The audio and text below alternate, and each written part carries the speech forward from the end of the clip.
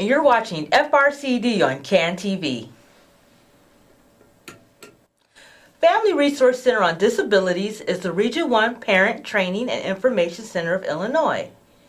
You can reach us at 312-939-3513 or email us at info@frcd.org. You can visit our website at www.frcd.org and follow us on Twitter at FRCDPTI. We encourage you to subscribe to our YouTube page at FRCD1231 and like us on Facebook. Family Resource Center on Disabilities is not a law firm or a legal service agency.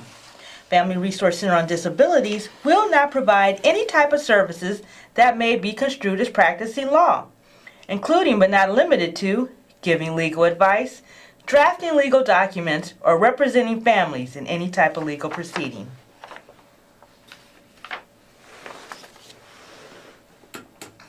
And hello, my name is Paula Wills and you're watching FRCD on CAN TV, where we discuss special education, parent advocacy, and resources for families of children with disabilities. And today I am happy to welcome back our bilingual parent trainer, Zubida Pasha. Thank you, Paula, for inviting me today. Thank you for being on our show. We missed you. And today we are talking about, I worked on this lovely slide, extended school year, commonly known as ESY, versus summer school. For the longest time, I thought extended school year was summer school, but I was wrong. And Zubida here is going to help us understand the difference between the two. Well, the difference between the two, and forgive me, the technology is alarming me that... Actually, before we even go into that, I was going to ask you first, explain to us what is extended school year if it's not summer school. Extended school year is the extension of working on the child IEP goal. Okay. Versus summer school for those who does not have an IEP. Extended school year is only for those who have IEPs. The extended school year is provided to those who have IEPs for them not to have regression or face recoupment. The regression is when the child loses skills during the summer. So we all know kids during summer, they relax and they kind of lose that routine, that structure of the classroom. They may do reading, but it is not like the classroom reading. And if it is reading, it's not that classroom WH question follow-up. They can do free reading, but where is the WH question, for example, if they are low in the comprehension skills? So the ESY, it focuses on the child not to lose skill, which is regression, or recoupment when they go back after that break in the summer. Then it takes them a minute to recall and recoup and bring, the information back.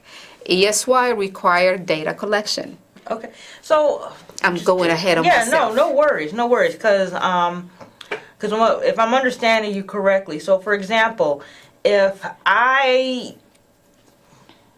one of my goals for the school year was to maybe read 3 paragraphs on my own and write a book report. Okay, that was my goal.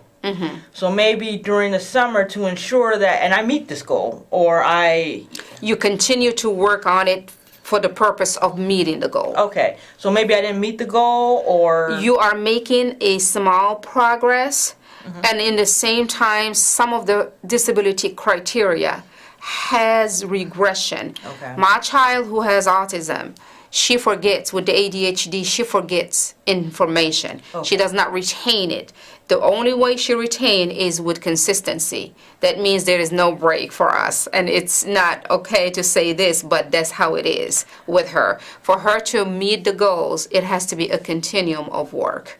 Even though the school may be out, so if she was out for like the summer months is like 2 months, then everything, the good chunk of what she learned, she may forget. It would be gone. It would be gone. And that's the regression. And then when she go back to school, for her to pick up the speed of her learning, is the recoupment.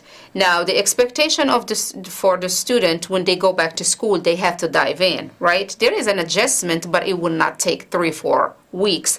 With mine, I'm just giving the example of mine, it may take her more than 4 weeks to recall the information that she was taught in the last school year. So if she, and I'm just trying to put this in perspective. So if she starts school in September, she's really not going to be able to deal with the new material until October or November. That's correct. Okay. And that is a loss. If she did not have ESY services. That is the loss of skills that she had because of the nature of her disability. So I'm not saying or giving my daughter's example as a norm, but each case is individualized. But typically those who have an IEP and have these issues of regression and recoupment, ESY is a requirement, and the requirement for ESY is data collection. Okay. Some of the school districts, they use data based on the standardized testing to see, because they have two, like the NWEA or the MAP, which is the measurement of academic performance. Okay. There is the before they leave school, during this time, I believe, or So these are standardized tests. these are standardized testing to see the measurement of academic performance. Okay. If you have a third grader, they need to do X, Y, and Z. So that map will tell me if he is close to those norms. When they go back in the fall, then they do the map again to see if the child recall the last school year information or not. I'm talking about students who have IEP. Okay. Those who doesn't have IEP, they go through the map testing, but it does not require ESY for them because they don't have IEPs.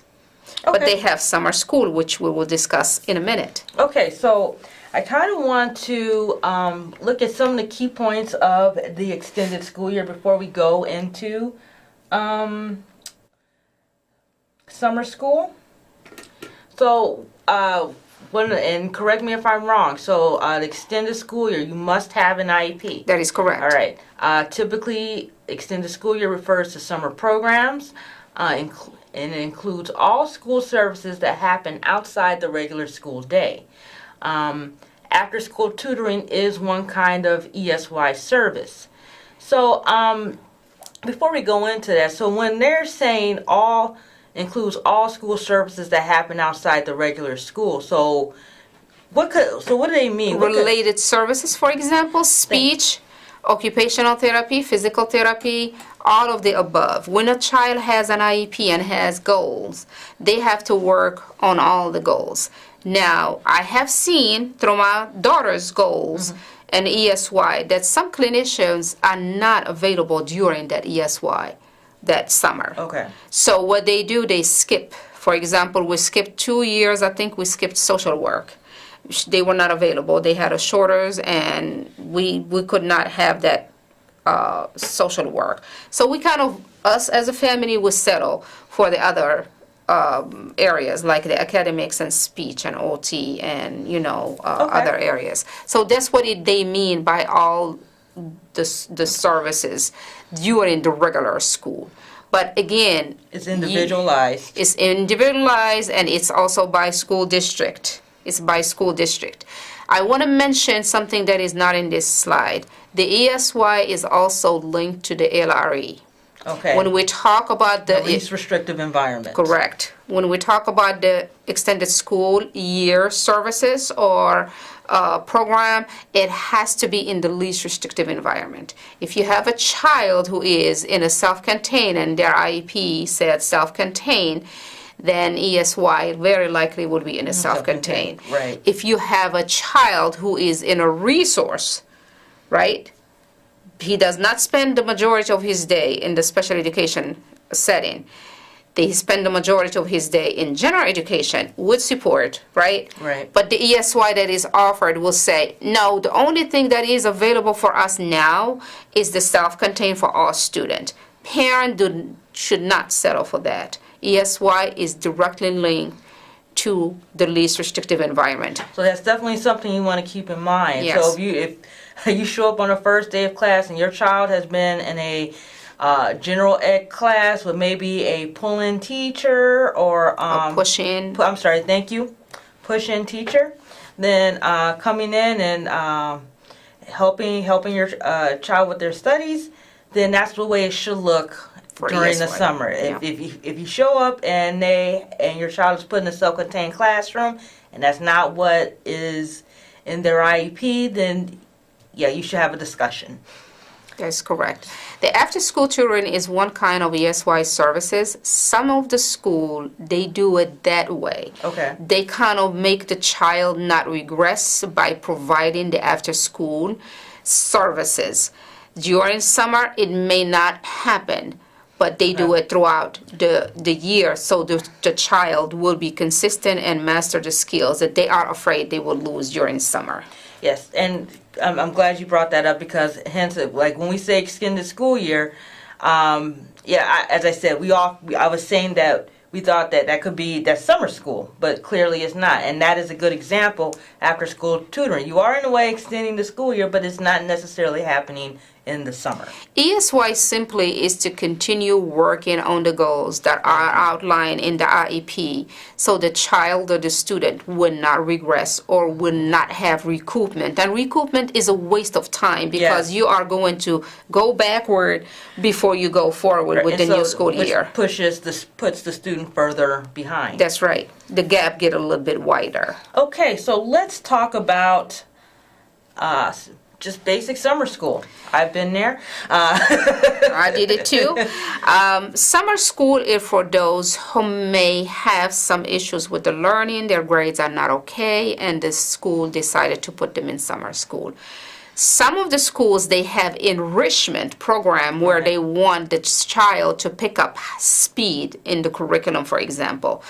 For some instances, and even cases that we have gotten, is the high school, for example, summer school. I have cases where the student did not complete the 24-hour credit requirement in Illinois for graduation. They have 1 or 2 credit missing, but they still walked on the stage with their peers, and they came back in the summer to finish their credit, and that is called credit recovery. Before the school year is over, so they can have everything lined up with with their credit. Summer school also is offered in school district, and I'm gonna tell you, these school districts who have low scores and they are in a lower performance levels. In Chicago Public School, the level 3s, most of them, they have summer schools for their student. Without IEP, we have to really remember the summer school is not linked to the IEP at all. Right. It occurs in the summer. It is not an after-school tutoring, by all means, but it is not linked to the IEP, and it is offered for those who need it for many reasons, maybe catching up. Yeah. There are kids who shuffle from one school to the other or stay to the other, and they kind of lose time in that transition. So summer school is an opportunity for them to catch up. Or maybe you failed physical science and you have to take it over in the summer. I didn't want to say that, because most of the kids, they don't want to do that. I know I didn't, but I did. And but I'm waking up at 6 a.m. every day of the school year. I want to sleep in the summer, but it doesn't work that way. Yeah, summer school and ESY, I just didn't mean to interrupt you. We want to make also sure that the timing is highlighted in the conversation. It is not a full day. Right. It's not a full day, and it is not every day. Some school district, they do every day, but with lesser hours. Some school district, they do 4 days out of 5, and very, very much so not the full day. It's kind of like 7:30 to 11:30. Most of the models that I have seen here in Chicago and outside of the metropolitan. Yeah, no, absolutely. I mean, not that I want to date myself, but even, when I was back in, which didn't happen often, but occasionally I did have to take a class over the summer. I wasn't there all day, didn't have to be there at 7, didn't necessarily have to go every day. It might be like several hours of physical science that I'm still a little bitter over. But I mean, the important thing is, and it also doesn't have to be negative. There are also, with summer school, depending on the school district, the type of school your child's attending, some students just decided they wanted to take extra credits in classes so they could graduate early. Yes. So it doesn't necessarily have to be a negative thing. It was for me, but it doesn't have to be for you. So but it is not a norm that the school offer credit in the summer. Some of them do, some of them don't. Right. So make sure really you varies. talk to the administration. If a child want to get into the enrichment for advancement, Absolutely. then summer school is also a conversation, the traditional summer school. So it varies, and you really put it out there very nicely. Reasons for attending summer school vary. So we are absolutely, correct in that regard. Yeah. So, just quick. Traditional summer school, you do not need an IEP to attend. Occurs in the summer, and yeah, reasons for attending do vary. So I want to ask you, okay, so let's say I believe my child needs extended school year services.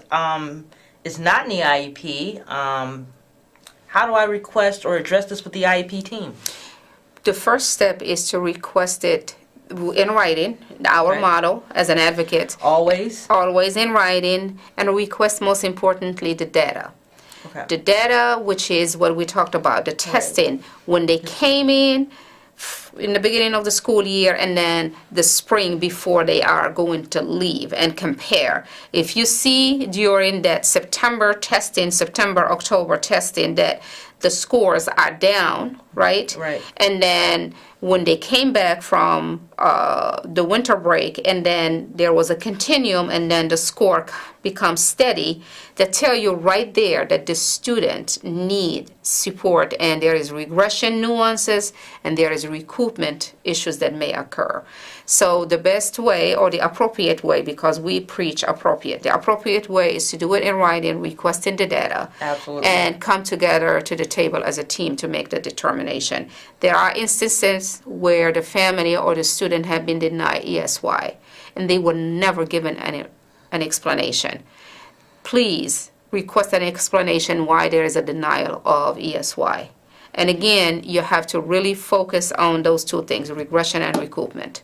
And the way is data collection. Okay. Not necessarily the MAP or the NWEA, because some of the students, they don't take those. Right. But data collection may be classroom work, classroom assessment, to show you, and the grades. Report cards, Report yeah. card. It will really give you a gist if your child have those issues of regression and recoupment. Absolutely. No, thank you. Mm-hmm. So, I also want to ask, so let's say, okay, the school, okay, yes, you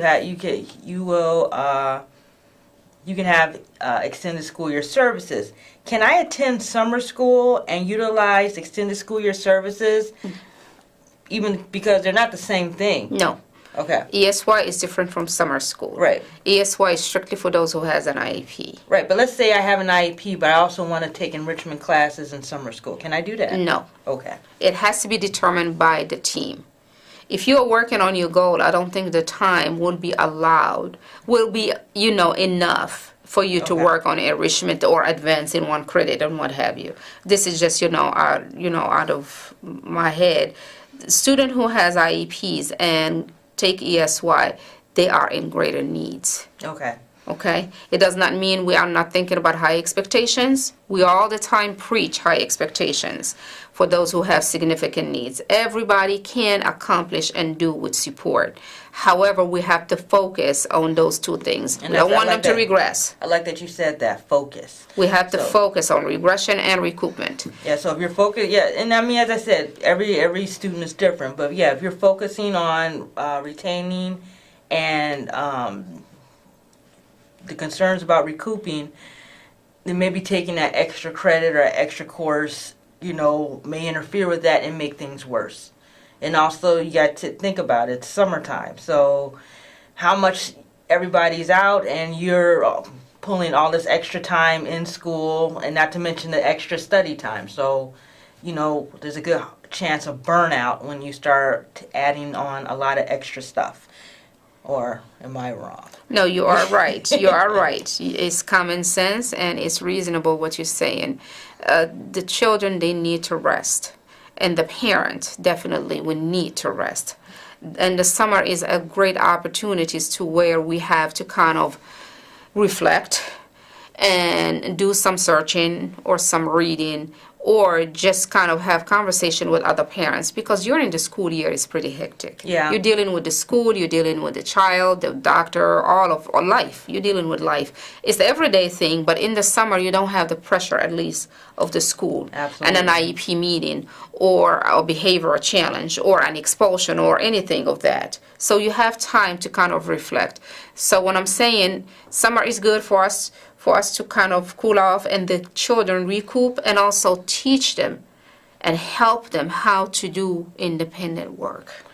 Absolutely, exactly. I like that you brought that up. Independent work is very important. So, and that's another excellent opportunity to take. When you're taking advantage of extended school, the student's not there for a full day, so you can work in opportunities to do independent work, learning on their own. Right. Since they're not bombarded with a full school day. And the demand of the assignments Thank and you. deadline and all of that. So it's a little bit a different model. There is work, of course, to be done, but we just don't have that pressure, and Yeah, we and it have to doesn't take even- advantage of these opportunities to increase independence. And it doesn't have to be negative learning. It could, learning where it's something they don't want to do. It could be, maybe going to the library, going to, volunteer work, and something that they enjoy doing that also helps with their learning. Like, if the student is concerned about maybe different science, a science class, maybe volunteering at the, not the planetarium, or maybe, the planetarium. That does fall under science. And the Museum of Science And the and Museum Industry. of Science and Industry, even better. So there are a lot of ways that the school and the family can work together to keep the student interested in learning and continuing to learn. So before we run out of time, we actually got this question at the center. So if I live in Illinois, but I want to spend the summer in, let's see, what's someplace fun? New York. Another big city. Okay, if you call it fun. Right. Can I get ESY services for my child if I decide that I want to move my family to New York for the summer? It is a determination based on the need of the student, first of all, for the qualification of ESY. Now, you're talking about 6 weeks and coming back to Illinois.